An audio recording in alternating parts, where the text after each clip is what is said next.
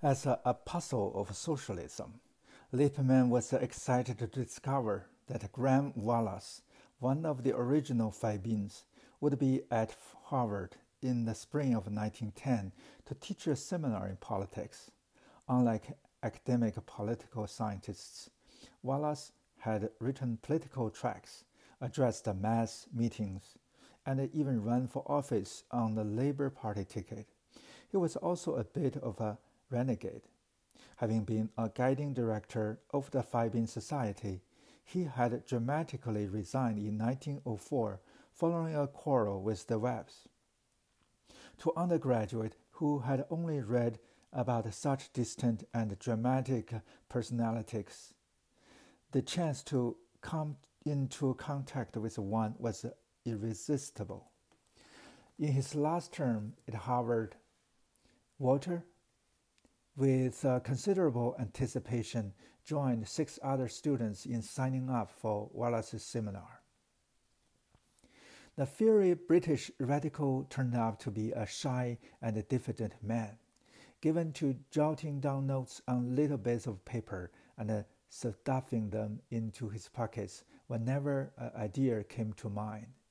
Rather slovenly, slightly pedantic in H.G. Wells' description.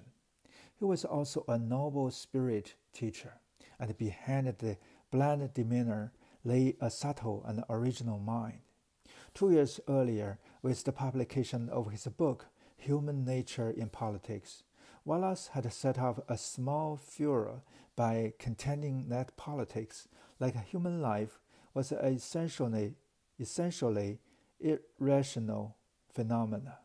People made political judgments not by judicious weighting of the facts and their proper consequences, but as they made other judgments through instinct, prejudice, and habit. The trouble with the political science, he argued, was that it refused to take human nature into account, preferring to examine statistics.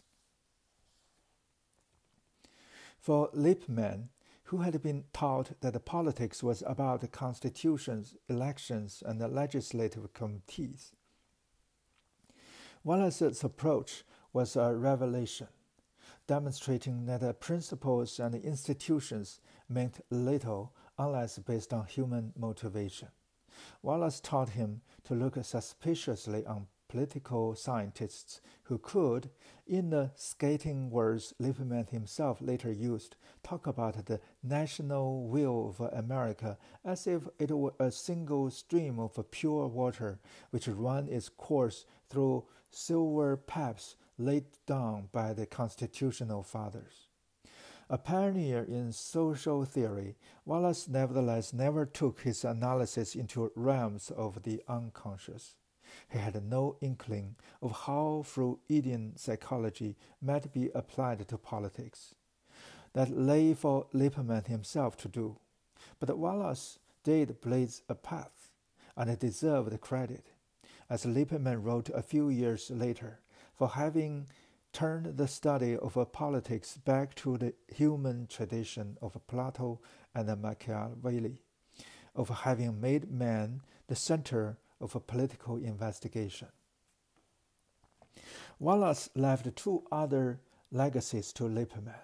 First was the view that modern man lived in a great society where the environment was so large as to be virtually invisible. Such a concept, though Wallace himself never fully explored it, threw into doubt the assumption that man could know their environment and make intelligent political judgments about it. This was the theme Lippmann himself was to elaborate on disturbingly a dozen years later in Public Opinion. Wallace also induced in the young Lippmann a skepticism about the socialism to which they both professed allegiance. Having broken with the Fabians, Wallace was not at all sure that socialism was the only path to reform. Nor was his student. Socialism stands or falls by its fruits in practice. Lippmann wrote that spring of 1910 at Harvard. If it can be shown that the public enterprise, where tried under democratic conditions, fails to produce a beneficent effect on the health, happiness, and general culture of a community, or that private enterprise is more beneficent, then the socialist case collapses, and a good riddance to it. More the words of a meliorist and a liberal than of a socialist militant. That germ of skepticism was planted by Wallace and fell on fertile soil. The man who diverted me more than anyone else was Graham Wallace himself. Lippmann later explained of his lapse from socialism. He began more and more, gradually, slowly and patiently to explain to me his thoughts as to how it would work, and the inability of a man to administer a great society. Wallace detailed his thoughts 4 years later in The Great Society, the book he was formulating at Harvard, and that, in a striking testimony to the impact his student had made upon him, he dedicated it to Lippmann. Lippmann impressed Wallace the way he had impressed James and Santayana and so many of his teachers. He had an ability to ask the right questions, to go to the heart of a matter, to challenge his teachers without impertinence. With his charm, his talent for writing, his ingratiating manner and appearance, he clearly seemed marked for a brilliant future. His articles for the college magazines and his leadership of the Socialist Club had made him a well-recognized figure. Once, when he came to as a guest to the Western Club, a gathering place for undergraduates from what Barrett Wendell referred to as the wilds of Ohio and beyond. John Reed jumped to his feet, made a sweeping bow, and announced, "Gentlemen, the future President of the United States." There were smiles and laughs, but not of a disbelief. Reed himself summed up Lippmann's promise in a poem he wrote a few years after college. Lippmann, calm, inscrutable, thinking and writing clearly, soundly, well. All snarls of falseness swiftly piercing through, his keen mind leaps like lightning to the true.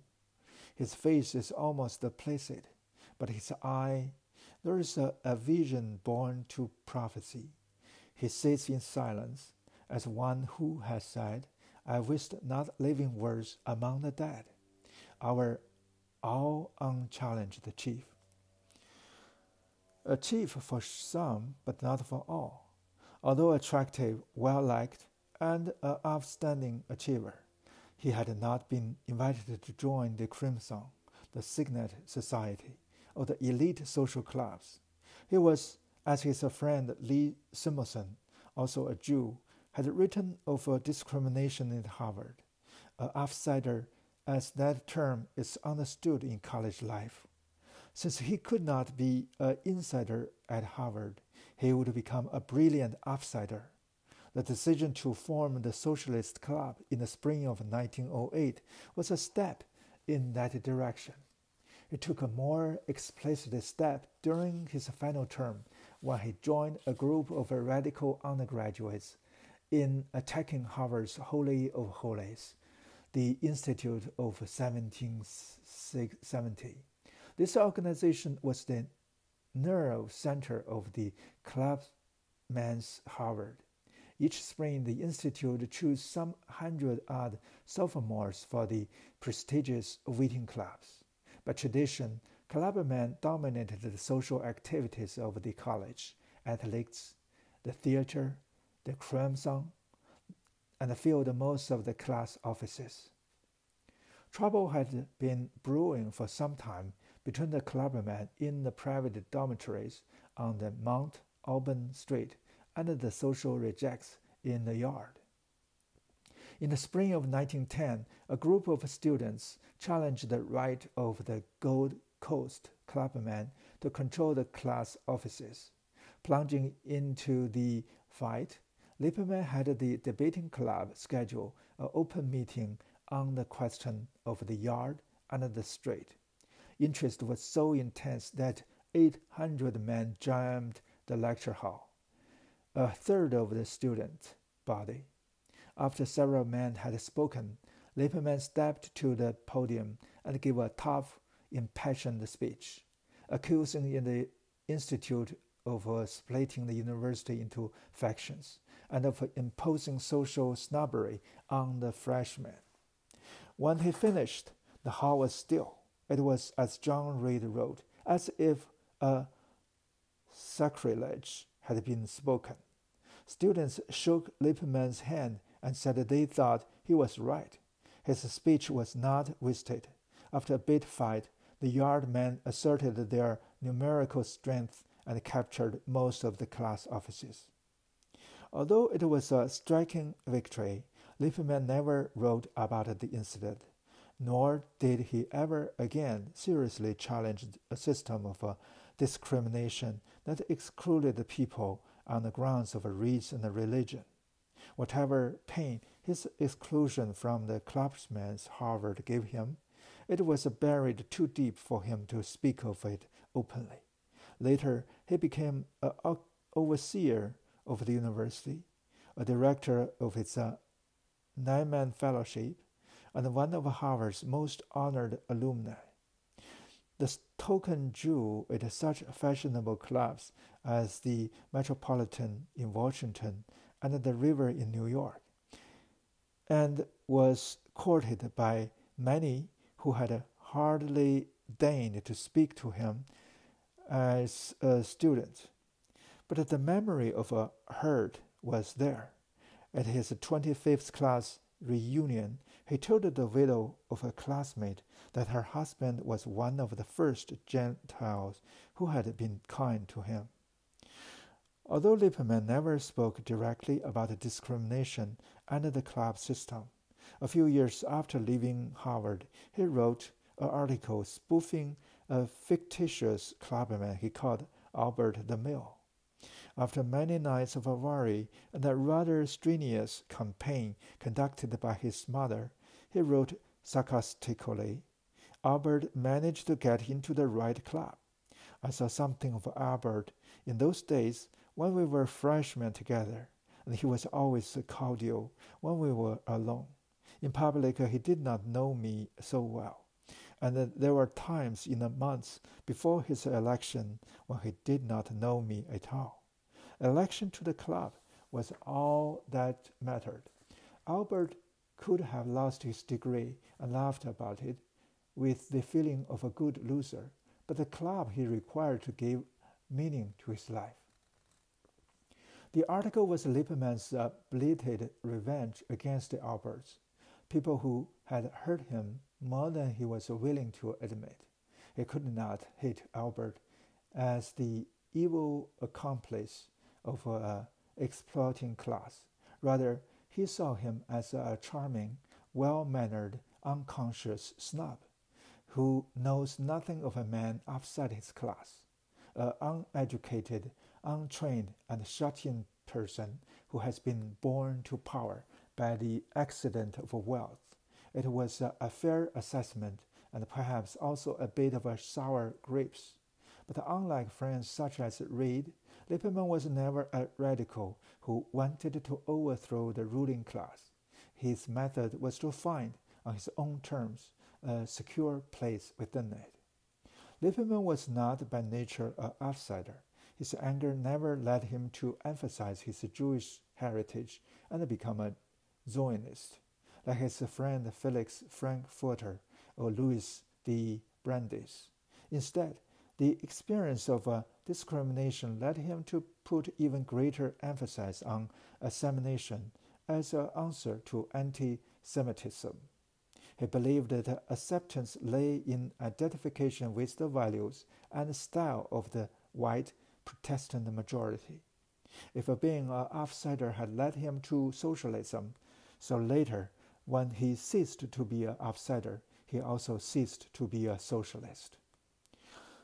Through his work with the Socialist Club, Lippmann came into contact with a number of Boston reformers, including a sometime congregational minister named Ralph Iverson.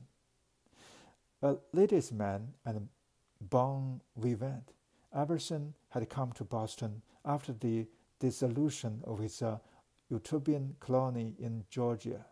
Installing his family in a spacious house in Jamaica Plain, he dabbed in the ministry, laid plans for a socialist newspaper, and became involved in a municipal improvement project known as Boston 1915.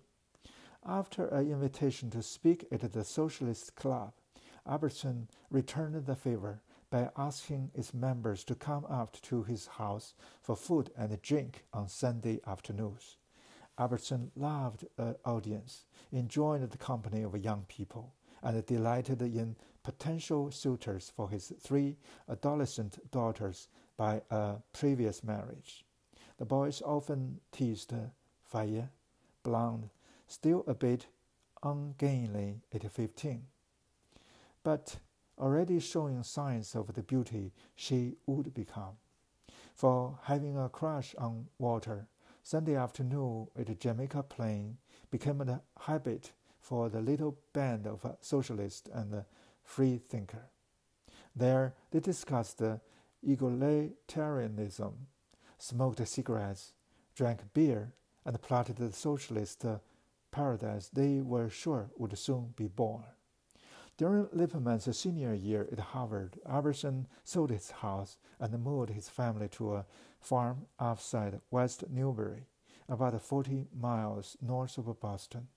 Although the clergyman was often away, attending to various professional and extramarital interests in the city, his absence did not prevent the boys from spending weekends at what they called the farm. The chief attraction was not the country air, but Iverson's second wife, Hazel, only a few years older than the boys themselves.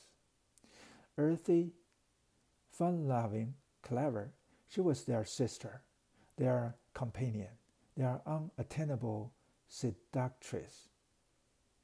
As her friend Mabel Dodge later said of her, she was, on a high level indeed, a superior flirt.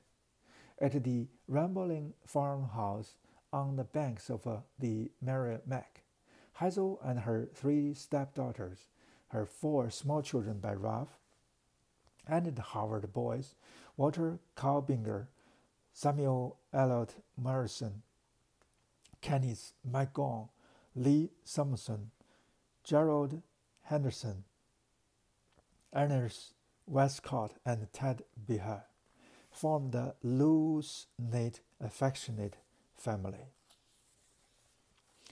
Hazel became for Walter the sister he never had. He confided in her as he was never able to confide in his friends. Hazel was a life force, a spirited heroine in the Wells novel. She gave Walter the affection she felt he never had from his mother, helping him to overcome the shyness and defensiveness that made him stand apart. Teasing him as no one else dared, she called him Buddha, partly because he was still pudgy, more because of the impression he already gave of a serene detachment. She also dared to call him on what many considered to be his hypocritical and superior attitude. Once, at a time when he was feeling particularly pleased with himself, she pointedly warned him against his tendency to skim along in a glorified fashion on the surface of things and become utterly self-satisfied. This was not the first time he had received such a complaint. A few years earlier, Lucio Elsa had chided him for giving her a little sermon, and reminded him that some of us are not so entirely sure of ourselves as you are. And Lucio warned him against idolizing people. You think me much finer, much bigger, much better than I really am, she wrote the 18-year-old Lippmann. You believe that I should stand and sing on mountain peaks. It is not true. The altitude would prove too high. The sun would be too strong and bright. I almost feel when I have said that I should ask you to forgive me. She sensed that by idolizing others, he would inevitably be disappointed in them. On Sunday afternoons at the farm, Walter talked earnestly with Hazel about his future. He no longer cared for the path he had set out upon. Art history seemed a dilettante occupation, and law school inconceivable.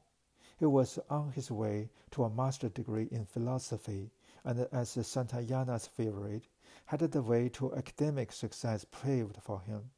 But he was bored with academic life and had no desire to immerse himself in the Harvard Graduate School, which Santayana had contemptuously dismissed as a normal school for future professors. He was tired of studying ideas and preparing for life. He wanted to plunge into the world of action. His work on the college magazine and the discussions with journalists like Lincoln Stephens had convinced him that writing was what he did best, and that through it he would make his mark.